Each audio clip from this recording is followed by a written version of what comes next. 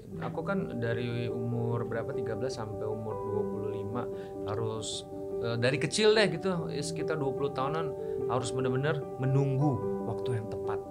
Aku cuman pikiran gini, Kak Mary ya, aku cuman pikiran kapan lagi aku kalau nggak coba gitu. Ada kesempatan pertandingan karaoke, pertandingan nyanyi, pertandingan ini, pertandingan ini, aku harus ikut. Menang kalah urusan belakangan. Akhirnya ya kalah sih. Delon juga sempat cerita bahwa sempat ada momen di mana kamu mengubur mimpi-mimpi itu. Benar. Kenapa mimpi itu dikubur dan gimana bisa bangkit lagi dari kubur? Semua Wow. Karena cinta. Semua. Kegagalan bukan akhir dari segalanya, kesuksesan juga tidak selalu ada selamanya. Hidup itu pasti naik turun, silih berganti, tapi keyakinan dan juga kepastian dan kemauan untuk selalu melangkah itu yang harus dimiliki. Dan inilah Zero to Hero bersama Delon Tamrin.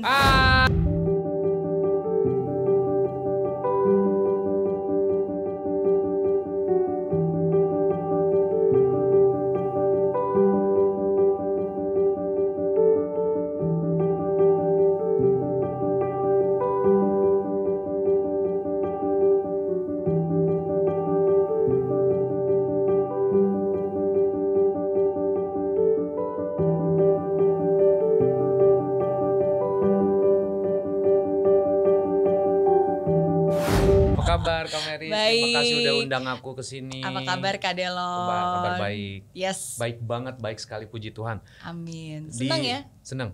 Akhirnya hari ini kita bisa ngobrol-ngobrol lama. Benar.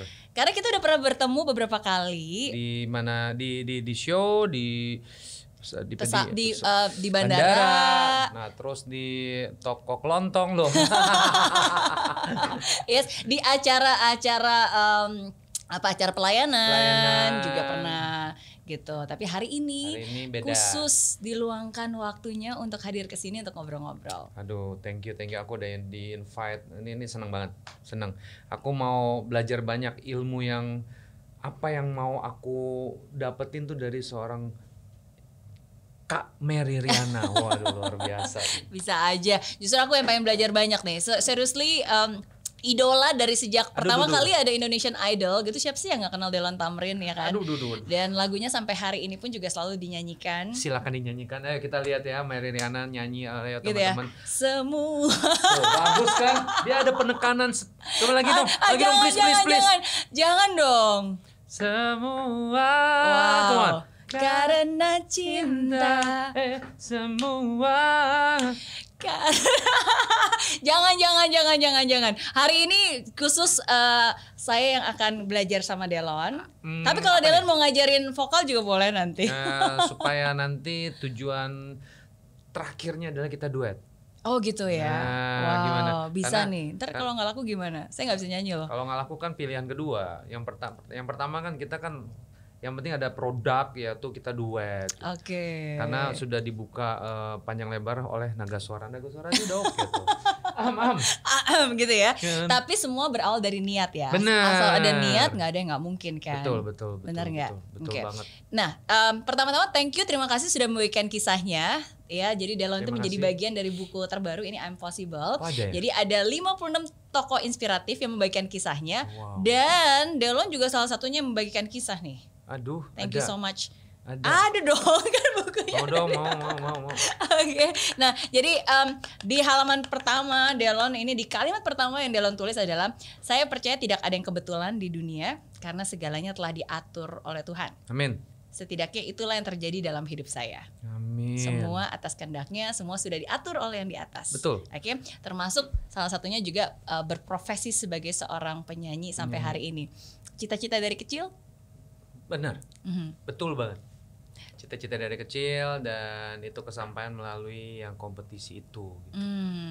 Yes, sebelumnya memang sering ikut lomba, emang suka nyanyi, nyanyi di gereja juga. Nyanyi gereja. Oke, kenapa dari kecil suka banget nyanyi? Nah, pengen jadi penyanyi? awal mula aku dibelah-belah di sini.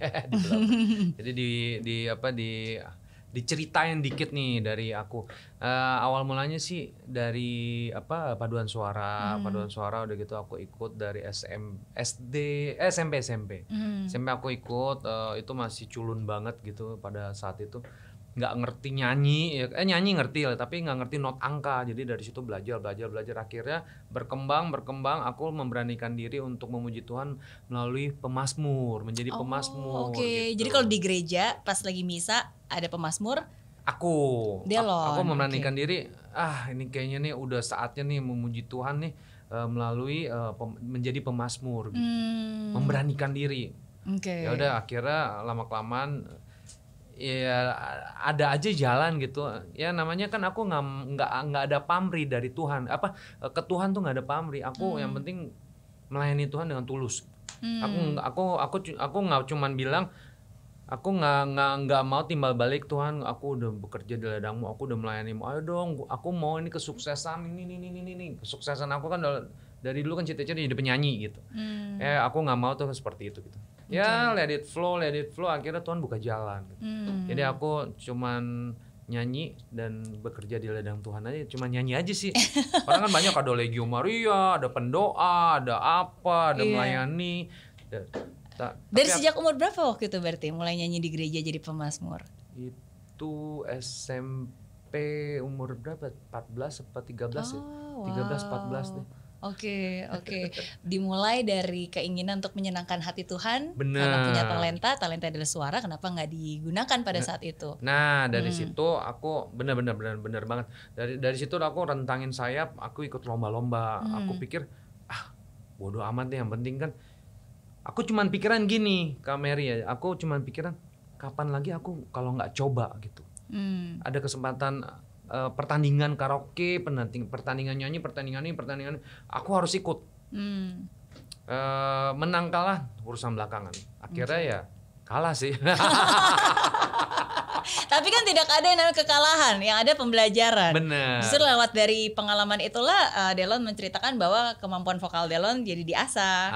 Benar, amin. Ya kan? Terus aku punya pikiran juga, Kak Mary. Jadi aku punya pikiran kekalahan itu adalah kemenangan tertunda.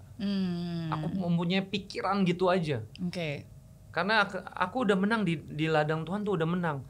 Karena apa? Aku menyisikan penyanyi-penyanyi gereja yang ada, terus aku menjadi pesolis, pemazmur gitu.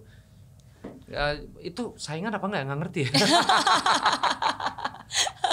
Jadi aku pikir aku udah melayani Tuhan tiap minggu, nyanyi, solis, pemazmur apa dan sebagainya. After that ya itu menentangkan sayap, lomba-lomba kiri kanan. Akhirnya ya udah harus menunggu. Nah itu dia ditunggu kesabarannya. Tuhan bilang, kamu harus sabar. Jadi aku kan dari umur 13 sampai umur 25 harus dari kecil deh gitu, sekitar 20 tahunan harus benar-benar menunggu waktu yang tepat.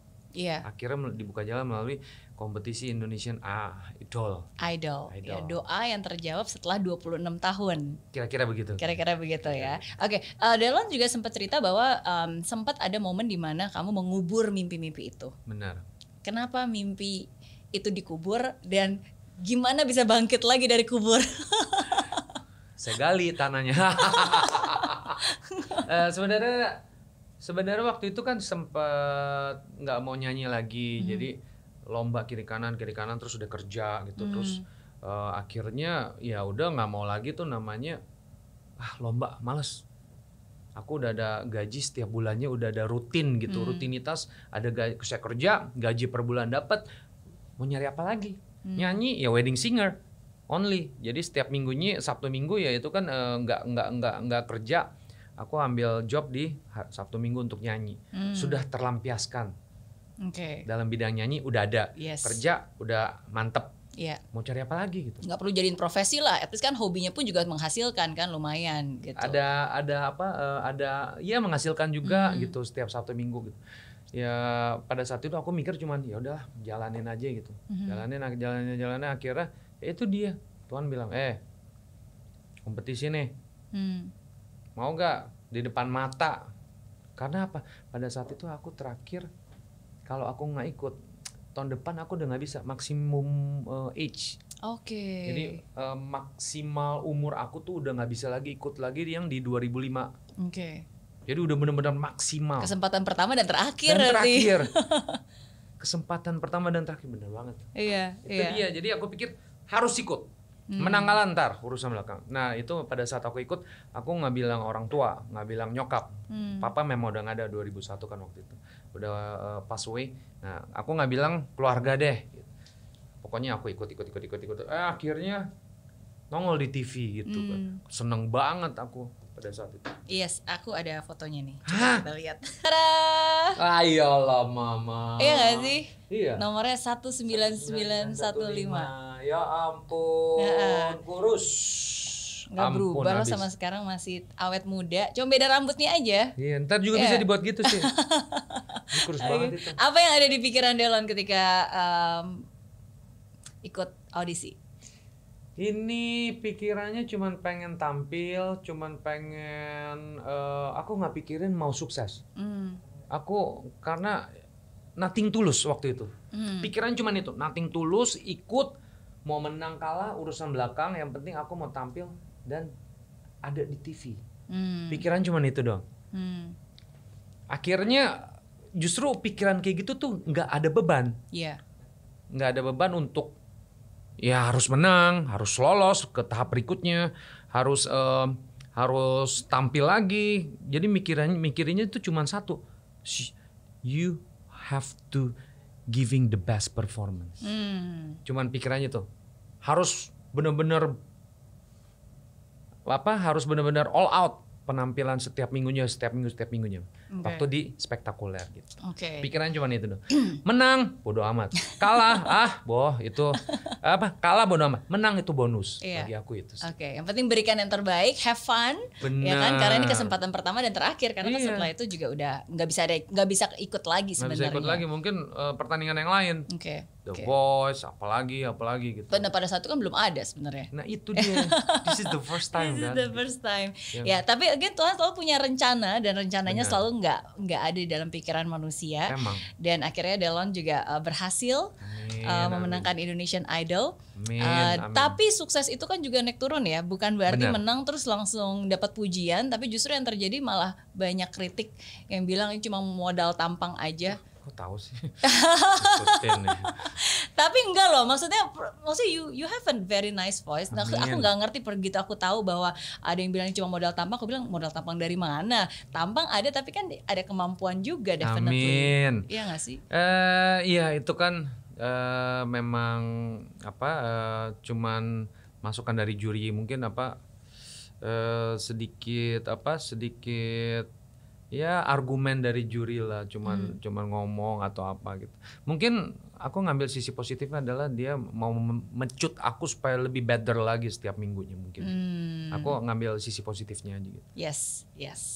Selalu melihat dari sisi yang baik. Sisi yang baik. Ya, tapi again sekali lagi ya itulah mungkin cara Tuhan untuk mengasah kita, mengasah talenta kita, mengasah hati kita dan mempersiapkan kita karena when you are a public figure ya pastinya harus siap dengan segala macam komentar yang ada di luar sana kan. Itu dia komentar itu.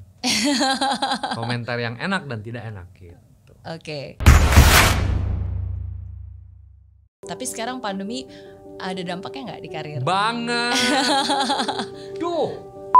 Do re mi fa sol la si do. Oh my Bagus. god. Ini bisa dua nih kita nih.